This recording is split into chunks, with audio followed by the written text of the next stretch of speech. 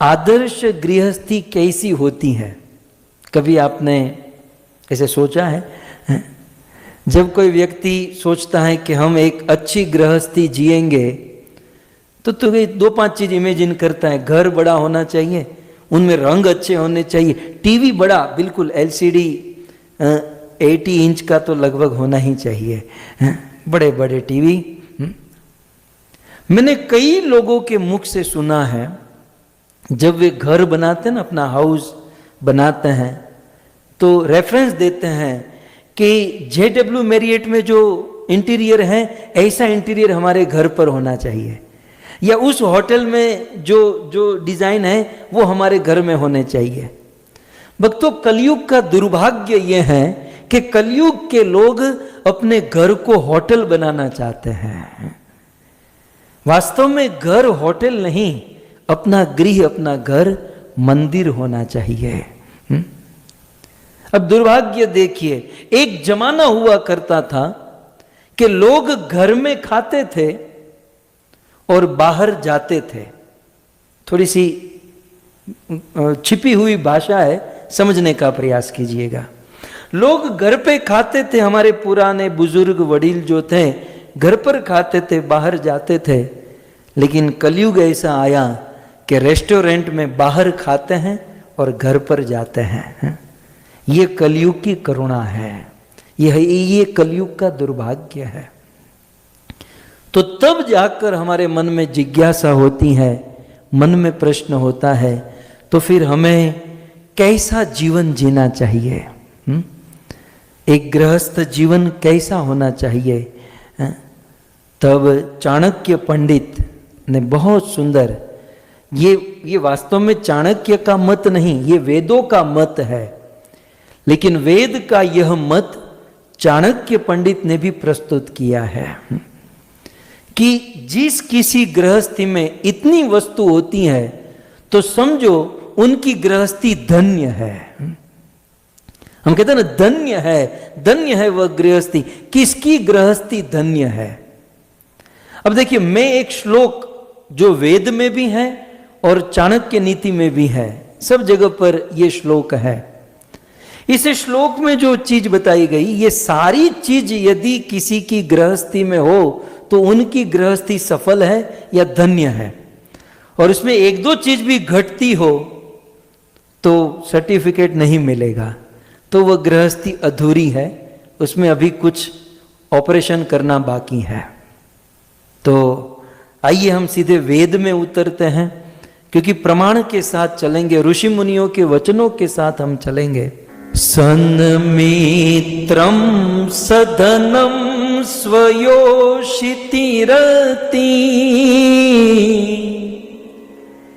चाज्ञापरा सेवका सानन्दं सदनं सुताश्च सुधीय कांता प्रिय भाषिणे। फिर से, सन्मित्रं स्वधनं स्वयोषिरिति चाज्ञापरा सेवका सानन्दं सदनं सुताश्च सुधीय कांता प्रिय भाषिणे। आतिथ्यं प्रभु पूजनं प्रतिदिनं मिष्टान्नपानं गृहे मिष्टान्नपानं गृहे। माइक्रो ओवन की बात नहीं है, ब्रेड और पाव की बात नहीं है। क्या कहते हैं? मिष्टान्नपानं गृहे साधो संगमुपासते हि सततं धन्यो गृहस्थाश्रम धन्यो गृह आश्रम। अब इस श्लोक में और कुछ पल्ले पड़े या न पड़े, लेकिन चौथी लाइन के अंतिम दो शब्द तो आप समझ सकते हैं कि धन्यो गृहस्थ आश्रम। सो कहते हैं वह गृहस्थ आश्रम धन्य है, उनका गृहस्थ आश्रम धन्य है। किसका? जिसके गृहस्थी में ये सारी वस्तुएं हैं। कौन सी वस्तुएं? तो यहां पर गिनाते हुए हमारे ऋषि मुनियों ने कहा। आइए तो प्रारंभ करते हैं। धन्य गृहस्थ आश्रम। कैसी गृहस्थी धन्य है? तो सबसे पहले कहते हैं सन्मित्रम, सतमित्र। गृहस्थी में एक सुगंधी, पवित्र, सफल गृहस्थी के लिए मित्र की आवश्यकता। इसलिए यहां पर मित्र माने एसोसिएशन।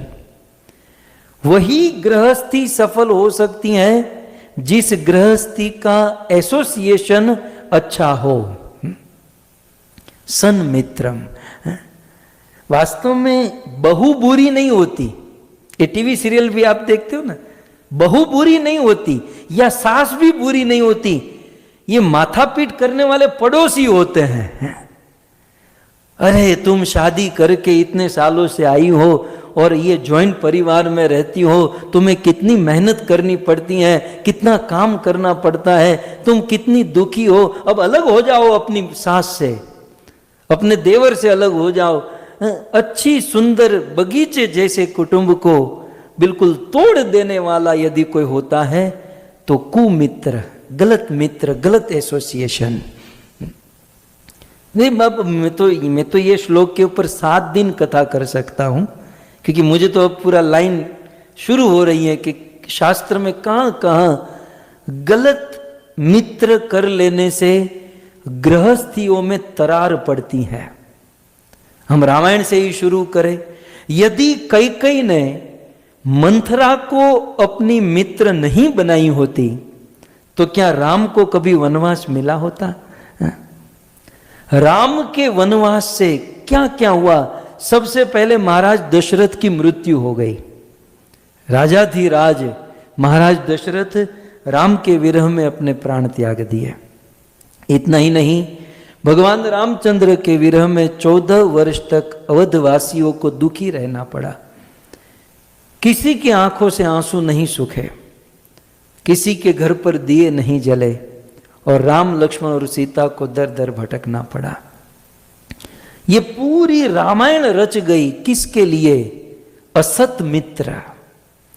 इसलिए हमारे ऋषि मुनियों ने कहा है कि गृहस्थी में चाहिए कि गृहस्थी में पति, पत्नी, सास, ससुर या जो बच्चे हैं उनको मित्रता अच्छे लोगों से करनी चाहिए। इसलिए और ज्यादा कुछ अपनी गृहस्थी में ध्यान रखे या न रखे, लेकिन इतना ध्यान रखे मेरी पत्नी का एसोसिएशन किसके साथ है, मेरे पति का एसोसिएशन किसके साथ है, मेरे बच्चों का एसोसिएशन। यदि एसोसिएशन अच्छा होगा तो हम सेफ है, हमें कोई चिंता नहीं है। इसलिए मैं अक्सर कहता हूं आदमी कैसा, आदमी का परिचय उनके मित्र होते हैं। वो किन लोगों के साथ उठता बैठता है ये वास्तव में उनका परिचय है। तो देखिए ओपनिंग यहां से धन्य गृहस्थी, एक सफल गृहस्थी का ओपनिंग यहां से होता है सतमित्रम, अच्छे मित्र, अच्छे एसोसिएशन। अब देखिए यूं तो ये भगवान की प्रेरणा थी, लेकिन इसका दूसरा पहलू यदि हम देखें तो शिव और पार्वती की गृहस्थी कितनी सुंदर है। संसार में मिसाल कथा के प्रवाह में हम सुनेंगे आगे चलकर, लेकिन शिव और पार्वती का विवाह हुआ, दोनों के बीच में बड़ा प्रेम था। क्या शिव जी पार्वती को प्रेम देते हैं, क्या पार्वती रोटने पर मनाते और क्या क्या होता है। लेकिन एक दिन उस गृहस्थी में नारद मुनि आ गए। मैं फिर से कहूं ईश्वर प्रेरणा, वो तो सुखदेव के जन्म के लिए, लेकिन दूसरा पहलू यदि हम देखें तो नारद मुनि आए, शिव जी घर पर नहीं थे, पार्वती ने सेवा की। नारद जी ने कहा कि देवी अभी अभी विवाह हुआ है, गृहस्थी कैसी चल रही है? बोले बहुत बढ़िया। बोले तुम पति पत्नी के बीच में कोई प्रॉब्लम तो नहीं है? बोले कोई प्रॉब्लम नहीं है। तो ठीक है ना, हो गया ना, अब खा पी कर निकलो। लेकिन सन्मित्रम लेकिन नारद मुनि कहते हैं अच्छा तुम्हारे पति पत्नी के बीच में कोई प्रॉब्लम नहीं? बोले कोई प्रॉब्लम नहीं, कोई झगड़ा नहीं। मेरे पति शाम को ऑफिस से जब घर पर, शिव जी की ऑफिस तो नहीं होगी लेकिन जहां कहीं जाते हैं, जब शाम को घर पर आते हैं तो अपनी सारी बात मुझे बताते हैं और मैं भी अपनी सारी बात अपने पति को बताती हूं, क्योंकि प्रीति जहां वहां पर्दा नहीं, हम दोनों में इतनी प्रीति है, कोई पर्दा नहीं है। नारद जी कहते हैं अच्छा तुम्हारे पति सारी बात तुम्हें बताते हैं, तो हम अपनी बात सारी पति को बताती हूं, तो मुझे एक चीज बताओ कि तुम्हारे पति अपने गले में जो मुंड माला धारण किए हैं, वो मुंड, वो खोपड़ी किसकी है? ये आज की भाषा में क्या होगा पता है? इसको आज की भाषा में मैं थोड़ा सा कहूं, किसी का पति अपने गले में लॉकेट पहने और उसमें किसी और स्त्री का फोटो रखे, तो बेचारी पत्नी को प्रश्न तो होगा ना, भाई किसके मुंडे, किसकी गले में किसको टांग कर घूम रहा है। तो आज तक पार्वती ने नहीं सोचा, लेकिन नारद मुनि ने कहा कि इतनी मुंड माला, इतनी खोपड़ियां तुम्हारे पति धारण करते हैं, ये किसकी खोपड़ी है? पार्वती ने कहा कि मैंने तो आज तक पूछा नहीं, और चलो मैंने नहीं पूछा लेकिन उन्होंने भी मुझे बताया नहीं, आने दो उसे घर पर, आज मैं खबर लेती हूं। नारद जी ने कहा नारायण नारायण, अपना तो काम ही यही था। नारद जी पतली गली पकड़ लिए और यहाँ शिव जी घर पर आए, और शिव और पार्वती के बीच में जो हल्ला हुआ है, कहने का अर्थ ये, मैं फिर से कहूं, नारद शिव पार्वती ये सब सत्पात्र है। मैं इसका दूसरा पहलू आपको कह रहा हूं कि अच्छी सी घर गृहस्थी में यदि कोई गलत संगति हो जाए तो घर गृहस्थी में आग लग जाती है, और हमने छोटी सी उम्र में बहुत आग लगी हुई देखी है। ये गृहस्थों को केवल गृहस्थ ही मत समझो, एक संस्था भी समझो, एक समाज समझो। किसी संस्था में, किसी समाज में, किसी गृहस्थी में कोई एक गलत आदमी आ गया ना, पूरी संस्था को उजाड़ देता है, पूरे समाज को तीतर भीतर कर देता है, पूरी घर गृहस्थी को बिगाड़ देता है। इसलिए यदि अपने फूल के बगीचे को, या बगीचे अपनी फुलवारी जैसे परिवार को, गृहस्थी को धन्य बनाना चाहते हो, सेफ रखना चाहते हो, तो कभी भी गलत संगति न करें या न करने दें। ठीक है, इतना काफी है। मैं तो बहुत बोल सकता हूं लेकिन काफी है, हम आगे बढ़ते हैं। सो पहले क्या कहा? सन्मित्रम। एक घर गृहस्थी को धन्य बनाने में पहला पॉइंट है अच्छे मित्र होने चाहिए। ये तो हो गया नेगेटिव पॉइंट। इसका पॉजिटिव पहलू भी है, यदि सत मित्र हो ना तो हमें कहां तक पहुंचा देते हैं। सो मित्र किसको बनाना, ये भी बुद्धिमानी होनी चाहिए। तो सत मित्रम, सो जिनकी गृहस्थी में सत मित्र हो, सन्मित्र माने सत मित्र, और सधनम, दूसरा जिनकी गृहस्थी में धन हो। एक बात समझ लीजिएगा, ये 2-5-6 महीने से जो लोग भक्ति में आए ना, बहुत उछल रहे हैं। आप सब लोग नीचे बैठ जाइए, उछलने वालों। कभी कभी क्या होता है ना, भक्ति बहुत अच्छी चीज है, भक्ति में सुख है, रस है, बड़ा आनंद है, चमत्कारिक सुख जो कहीं नहीं मिलता। और फिर जो नए नए भक्त होते हैं ना, उसे क्या होता है, बस अब यही करना है, काम धंधा बिजनेस सब कुछ छोड़ो, सब कुछ भूलो, बस भक्ति। लेकिन याद रहे हम गृहस्थ है, और गृहस्थ जीवन की गाड़ी पैसों के बिना चल नहीं सकती। मैं आप सबको बिल्कुल सचेत करना चाहता हूं, भक्ति माने घर छोड़ देना, काम छोड़ देना, बिजनेस छोड़ देना नहीं है। इसलिए सेकंड पॉइंट पर क्या है, ऋषि मुनि हमारे धन्य है। ऋषि मुनियों की बातों को सीधा जीवन में उतार दो, जीवन धन्य हो जाएगा। कोई रिसर्च करने की जरूरत नहीं है, कुछ सेटिंग करने की जरूरत है, सीधा।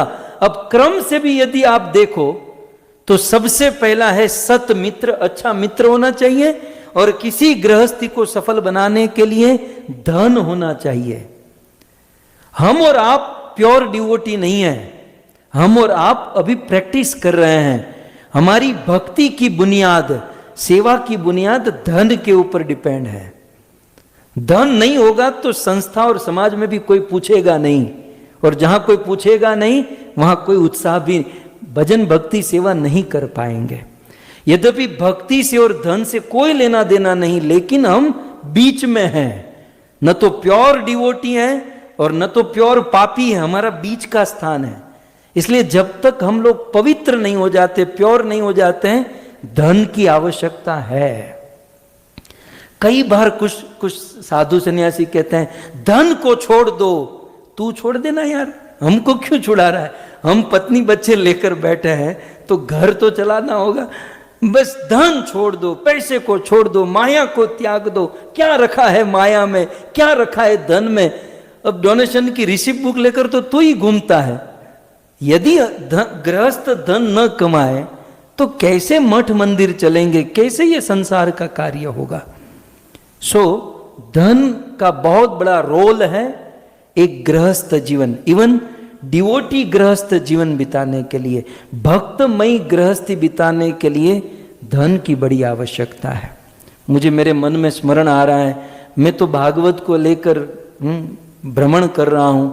कई सारे भक्त भावुकता में आकर वृंदावन चले जाते हैं, और फिर वृंदावन जाकर वो भावुकता डाउन हो जाती हैं, फिर खाने के लिए पैसे नहीं रहते हैं, और फिर दुखी होते हैं क्योंकि प्योर तो नहीं है। फिर क्या करें, हम तो सब छोड़ दिए, यहाँ आ गए हैं। तो ऐसी गलती ना करें। पर्याप्त मात्रा में धन, देखो मैं ऐसा नहीं कहता हूं बस धन के पीछे ही दौड़ो, लेकिन पत्नी बच्चे समाज माता पिता को संभालने के लिए एक गृहस्थी, इसलिए खूब पैसे कमाओ और अपने परिवार की सेवा करो। ठीक है, तो हमारे ऋषि मुनियों ने प्लस चाणक्य पंडित ने कहा सत मित्रम सधनम, एक अच्छे मित्र होने चाहिए, दूसरा गृहस्थी में धन होना चाहिए। अब तीसरा, एक सफल गृहस्थी के लिए तीसरी चीज है स्वयोषिति रति ही, अपनी पत्नी से प्रेम। वही व्यक्ति गृहस्थी में सफल है जिसका अपनी पत्नी में प्रेम है और पत्नी का पति में प्रेम है। अब जहां पत्नी पति से प्रेम नहीं करती, पति पत्नी से प्रेम नहीं करते, उस गृहस्थी में कोई सफलता या कोई लाभ नहीं हो पाएगा। सो स्वयोषिति, स्व अपनी, योषिति माने पत्नी, रति ही, रति होनी चाहिए, प्रेम होना चाहिए, पति और पत्नी में प्रेम। ये मुझे कहने की जरूरत नहीं क्योंकि ये तो है ही है? सो सत मित्रम सधनम और स्वयोषिति रति है। ठीक है, 3 हो गया। चौथा पॉइंट है च माने और साथ ही साथ क्या है, आज्ञा परा सेवका। और एक गृहस्थी में आज्ञा पर, आज्ञा पालन करने वाले सेवक। ऐसा न हो कि घर पर सेवक हैं लेकिन वो कुछ चोरी कर रहे हैं, सेवक हमारी बातें नहीं मानते हैं।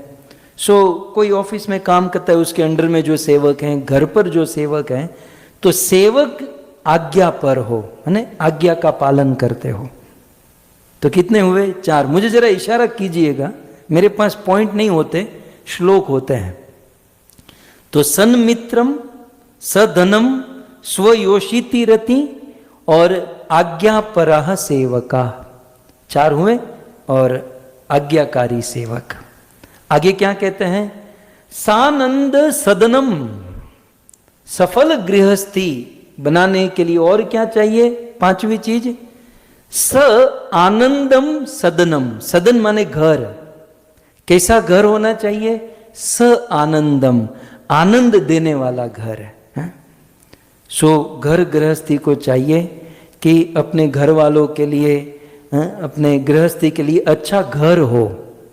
ऐसा नहीं बहुत बड़ा हो, या इसमें लिखा है सानंदम, सानंद आनंद देने वाला, थोड़ा सा वातानुकूलित हो, प्रॉब्लम ना हो, छत टूटी हुई ना हो कि बारिश में पानी अंदर गिरे, धूप में तप्त हो जाए, थोड़ा सा ठीक ठाक घर होना चाहिए। तो सानंदम सदनम, और फिर सुताश्च सुधीयः, और फिर सुता पुत्र सुधीय, धीय माने बुद्धि, सु माने सुंदर, तो अपने पुत्र बुद्धिमान पुत्र हो जिस गृहस्थी में, तो जिनकी घर गृहस्थी में सुताश्च, सुत माने पुत्र, सुधीय सुंदर बुद्धि वाले जिनके घर पर पुत्र हो, उनकी गृहस्थी धन्य। कई बार हम देखते हैं पैसे बहुत होते हैं लेकिन संतानों में कुछ लेना, चौथा माला टोटल खाली होता है, नानू मगज छोटा मगज काम ही नहीं करता है, तो वो घर गृहस्थी क्या काम की है। सो घर गृहस्थी को सफल बनाने में पुत्र का भी बहुत बड़ा रोल है, बुद्धिमान पुत्र होना चाहिए। और अब बड़ी महत्वपूर्ण बात आ रही है। सो सानंदम सदनम सुताश्च सुधीय, और अब कहते हैं कांता प्रिय भाषिणी। ऋषि मुनियों के अंदर कितना मतलब ये भविष्य देखने का ये होता होगा कि भाई ये लिखो, क्योंकि ये बहुत जरूरी है। कांता माने पत्नी और प्रिय भाषिणी माने प्रिय बोलने वाली। सो पत्नी जो है ना प्रिय बोलने वाली होनी चाहिए। रूप रंग कैसा भी हो चल जाएगा, इसमें ऐसा कुछ नहीं लिखा है कि भाई रूप रंग अच्छा हो, लेकिन वाणी उसकी प्रिय होनी चाहिए। तो गृहस्थी को सफल बनाना चाहते हैं तो पत्नी को चाहिए प्रिय वाणी बोले। वास्तव में अमृत कहाँ है? विद्वानों की सभा में प्रश्न उठा कि अमृत कहाँ है? तो विद्वानों ने कहा अमृत कहीं नहीं है। अमृत यदि है तो प्रिय वाणी बोलने वाली पत्नी के मुख में है।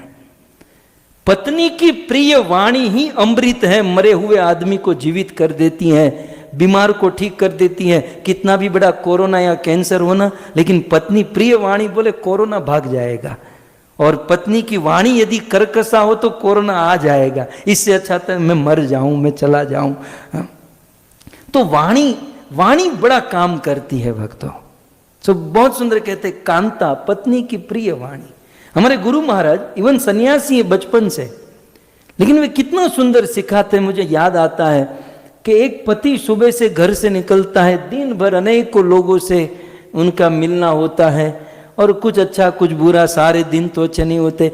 थका मांदा शाम को घर पर आता है और घर आकर जेब से चाबी निकालकर दरवाजा खोलता है। एक बात समझ लीजिएगा, ये जितने पति खुद जेब से चाबी निकालकर दरवाजा खोलते ना, सारे दुर्भाग्यशाली है। पति घर पर आए, पत्नी राह देखनी चाहिए कि मेरा पति अब आएगा। और पति बेल मारे या दरवाजा खोलकर राह देखकर बैठे तो समझो ये पति बड़ा भाग्यशाली है।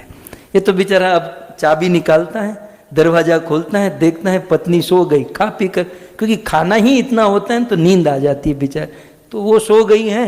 अब ये सुबह बना हुआ भोजन माइक्रो में गर्म करके खाता है, वो भी बना है तो ब्रेड पाव को बटर लगाकर खा लेता है, अपने आप को धन्य मानता है। तो ऐसा नहीं, गुरुदेव कहते हैं कांता प्रिय भाषिणी। पति जब घर पर आए तो कांता पत्नी को चाहिए कि दो मीठे शब्द बोले। अरे मैं तो आप ही की राह देख रही थी, अच्छा हुआ आप जल्दी आ गए। ये तो 5 मिनट जल्दी आए ना तो लटकाती है, आप में लटकाते हैं, जल्दी क्यों आ गए, आज 5 मिनट जल्दी क्यों आ गए। तो जल्दी आ गया तो अच्छी बात है ना, जल्दी आ गया। ये तो बिल्कुल रिमांड पर हो जाता है, और लेट आए तो भी प्रॉब्लम। सो कांता प्रिय भाषा, बहुत अच्छा हुआ आप जल्दी आ गए, मैं तो आप ही की राह देख रही थी। भले राह न देख रहे हो, भले आप टीवी सीरियल देखती हो, लेकिन प्रिय भाषिणी होना चाहिए। बेचारा पति इतना थका मांदा है तो वो 2 शब्द सुनकर ही सारी थकावट उतर जाती है, बिना नहाए ही फ्रेश हो जाता है। प्रिय भाषिणी, मैं आपके लिए क्या करूं, मैं आप के जल लाऊं, शरबत लाऊं, जूस लाऊं, आपको क्या लाऊं, मैं क्या दूं आपको। ये तो डाइनिंग टेबल पर भोजन रखा है, गर्म करके खा लेना, मैं जा रही हूं सोने के लिए। इसे तो अच्छा है माथा पीट कर बेचारा आदमी मर जाए। प्रिय भाषिणी, अमृत जो है पत्नी के वचनों में है। सो पत्नियों के लिए भी, पति को ज्यादा जिलाना चाहती हो, प्रसन्न सुखी देखना चाहती हो, तो प्रिय वचन बोले, ऐसा ऋषि मुनियों ने कहा है। आप ऐसा मत समझिएगा प्रभु जी का अनुभव होगा, ये बड़े परेशान हो गए तो अपनी खुन्नस यहाँ निकाल रहे हैं, ऐसा नहीं है, शास्त्र में लिखा है, इसलिए मैं आपको निवेदन कर रहा हूँ। प्रिय भाषिणी। सो अब कितने हुए नारायण जी? 5। अच्छा, आप भी भूल गए, ये कांता प्रिय भाषिणी में ये भी भूल गए कि भाई। फिर आगे कहते हैं, आतिथ्यम प्रभु पूजनम प्रतिदिनम मिष्टान्न पानम गृहे। और क्या है? आतिथ्यम। प्रतिदिनम, इस लाइन में आप देखो, प्रतिदिनम शब्द जो है ना, ये सबके साथ लगेगा। प्रतिदिनम को आपको सबके साथ लेना होगा, ये संस्कृत की स्टाइल है। वहां यहां संस्कृत में रिपीटेशन नहीं होता। तो क्या है? प्रतिदिनम आतिथ्यम। वह गृहस्थी धन्य है या सफल है जिसके घर पर प्रतिदिनम आतिथ्यम, प्रतिदिन अतिथि की सेवा होती हो। प्रतिदिन जिनके घर पर अतिथि आते हो, अतिथि की सेवा हो। अतिथि को देखकर या अतिथि का नाम सुनकर जिनका मुंह बिगड़ता है, ये लोग आ गए परेशान करने के लिए, चैन से जी रहे थे, इनको अभी आना था। सो आतिथ्यम, जहां अतिथि सेवा पूजा नहीं होती, वहां लक्ष्मी जी वास नहीं, ईश्वर प्रसन्न नहीं होते। हमारे देश ने तो अतिथि को भगवान का स्वरूप माना है।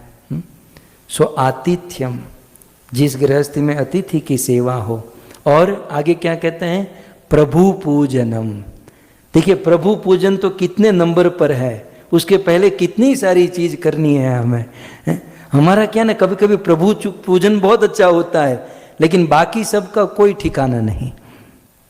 सो प्रभु पूजनम प्रतिदिनम, जिस गृहस्थी में प्रतिदिन रोज प्रभु पूजन होता है या होना चाहिए है। सो आतिथ्यम प्रभु पूजनम प्रतिदिनम। और फिर प्रतिदिन सबके साथ है भाई, याद रखिएगा।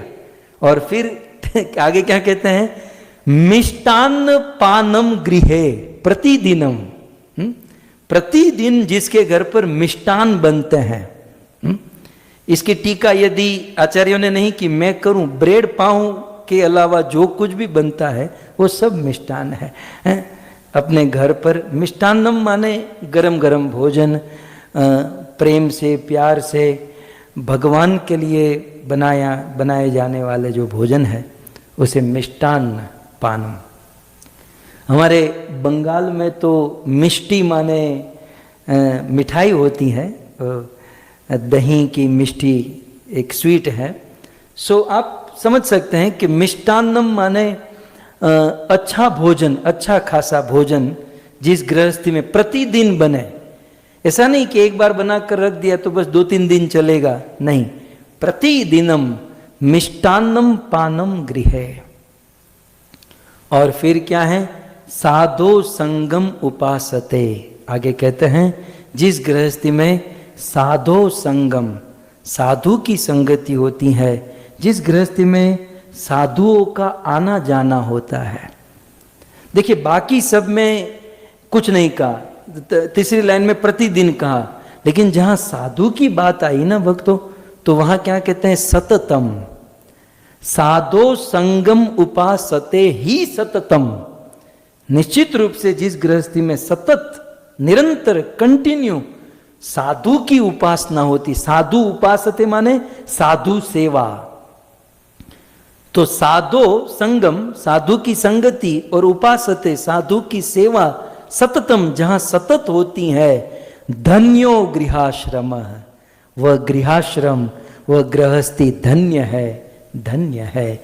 ऐसा हमारे ऋषि मुनियों ने कहा, श्री चाणक्य पंडित ने कहा। सो भक्तों, ये है एक पिक्चर एक सफल गृहस्थी का, धन्य गृहस्थी का। ये सारी चीज़ें हम गृहस्थों को अपने जीवन में अभ्यास करके सीखनी चाहिए, इसे जीवन में उतारनी चाहिए। कभी कभी क्या होता है ना, अज्ञान के कारण ये नॉलेज ही नहीं है, पता ही नहीं है, इसलिए हम हमारे आदर्श किसी और को बना लेते हैं, मेहनत तो करते हैं लेकिन गलत दिशा में चले जाते हैं। लेकिन हमारे शास्त्रों ने हमें दिशा प्रदान की है, इसे पढ़े, इसे समझे और फिर इसे जीवन में उतारने का प्रयास करें। तो ये हैं सफल गृहस्थी। कई बार ऐसा होता है कि हमारे गुजराती में वो कि जेने गृहस्थी फावती न हो ने, मतलब जो गृहस्थी में नहीं है, वे लोग गृहस्थी की बड़ी आलोचना करते हैं। गृहस्थ माने आसक्त लोग, गृहस्थ माने पापी लोग, रात दिन पाप करने वाले, गृहस्थ माने कुछ काम के नहीं हैं। लेकिन ऐसे गृहस्थों के लिए हमारे वेदों ने बहुत सुंदर बात बताई। गृहस्थी के विषय में ये बहुत सुंदर श्लोक है, बिल्कुल चुनकर आपके लिए हम लेकर आए हैं। कहते हैं, यथा नदी नदा सर्वे, यथा जिस प्रकार नदी और नदियाँ, छोटी नदी बड़ी नदी, गंगा यमुना सरस्वती गोदावरी नर्मदा अलकनंदा कावेरी, यथा नदी नदा सर्वे सागरे यान्ति संस्थितम, ये सारी नदियों का उद्गम जो है भिन्न है। गंगा गंगोत्री से, यमुना यमुनोत्री से, है ना, नर्मदा, और ये सारी नदियों का उद्गम स्थान अलग अलग हो सकता है। और उद्गम स्थान से नदियां प्रकट होती हैं और भारत के अलग अलग स्टेज, अलग अलग राज्यों में गुजरते हुए, अलग अलग जाते हुए, लेकिन कहते हैं अंत में तो सागरे यान्ति, ये नदियों का उद्गम अलग है, ये नदियों का घूमना फिरना अलग है, लेकिन अंततः सागरे यान्ति, श्लोक में आप देखिए, वो समुद्र में जाकर मिलती हैं। तो यथा नदी नदा सर्वे सागरे यान्ति संस्थितम, जैसे नदियां को का स्रोत अलग है, नदियां भिन्न भिन्न घूमते हैं, लेकिन वो अंत में तो सागर में ही जाकर मिलती हैं, उसकी स्थिति तो सागर में है। एवं उसी प्रकार गृहस्थ आश्रम आश्रित्य वर्तन्ते सर्व आश्रमा, उसी प्रकार अन्य जितने भी आश्रम हैं उन सभी आश्रमों का स्रोत, उन सभी आश्रमों का उद्गम या वे सभी आश्रमों का आधार गृहस्थ आश्रम है। चाहे कोई कितनी भी निंदा करे, लेकिन ब्रह्मचारी आश्रम का आश्रय गृहस्थ है, क्योंकि ब्रह्मचारी पैदा कहां से होगा? गृहस्थ से ही होगा। वानप्रस्थ आश्रम का आश्रय गृहस्थ से ही है, क्योंकि वानप्रस्थ कहां से आएगा? गृहस्थी से आएगा। या फिर सन्यास आश्रम का भी आश्रय कौन? गृहस्थ आश्रम ही तो है। गृहस्थ आश्रम न हो तो सन्यास नहीं, वानप्रस्थ नहीं, या ब्रह्मचारी नहीं। तो जैसे सभी नदियों का आश्रय समुद्र है, वैसे सभी आश्रमों का आश्रय गृहस्थ आश्रम है। भक्तों, एक संत के मुख से मैंने सुना था, मुझे तत्कालीन याद आ रहा है। गृहस्थ आश्रम जो है ना, एक अभ्यास करने का आश्रम है। क्या अभ्यास करना है? सबसे पहले गृहस्थ आश्रम में क्या होता है, एक छोटे से बेटे का अपने माँ बाप से प्रेम होता है, फिर आगे चलता है, बड़ा होता है तो अपनी पत्नी से प्रेम होता है, फिर एक पत्नी से प्रेम है, फिर बच्चों से, वो प्रेम 2 में 3 में हो जाता है, फिर बच्चों का विवाह होता है, दामाद होते हैं, बहू होती है, और प्रेम आगे बढ़ता है। फिर वो प्रेम आगे बढ़ते बढ़ते समाज से प्रेम होता है, फिर वो प्रेम आगे बढ़ते बढ़ते पूरे देश के साथ प्रेम होता है, और फिर वो प्रेम आगे बढ़ते बढ़ते पूरी दुनिया से प्रेम होता है, और फिर जैसे सिया राममयी सब जग जानी, फिर दुनिया के मनुष्यों से नहीं, कीट पतंग जीव जंतु से प्रेम होने लगता है, और फिर प्रत्येक जीवों के हृदय में परमात्मा का दर्शन करते हुए वो प्रेम पूरे जगत में भगवान का जगत मानकर वो जगत के विषयों से प्रेम होता है। सो गृहस्थ आश्रम भगवान से प्रेम करने की एक श्रृंखला, एक थ्योरी है। हमारी करुणा यह है कि हमारा प्रेम जो है ना बिल्कुल लिमिटेशन में रह जाता है। पत्नी से हुआ, बच्चों से हुआ, बस खत्म। इतना नहीं है, इसको हमें आगे बढ़ाना है। फिर आगे बढ़ाते बढ़ाते बढ़ाते बढ़ाते हमें वसुधैव कुटुंबकम, ये केवल 2-5 ही नहीं, हमारा वसुधा, पूरी धरती हमारा कुटुंब है। तो ये प्रेम का पना जो है हमें धीरे धीरे बड़ा करने के लिए ये गृहस्थ आश्रम मिला है। सो इस प्रकार से गृहस्थ आश्रम की बड़ी महिमा है। श्रीमद् भागवत में श्री मैत्रेय मुनि कहते हैं, य इदं मनु शृणोति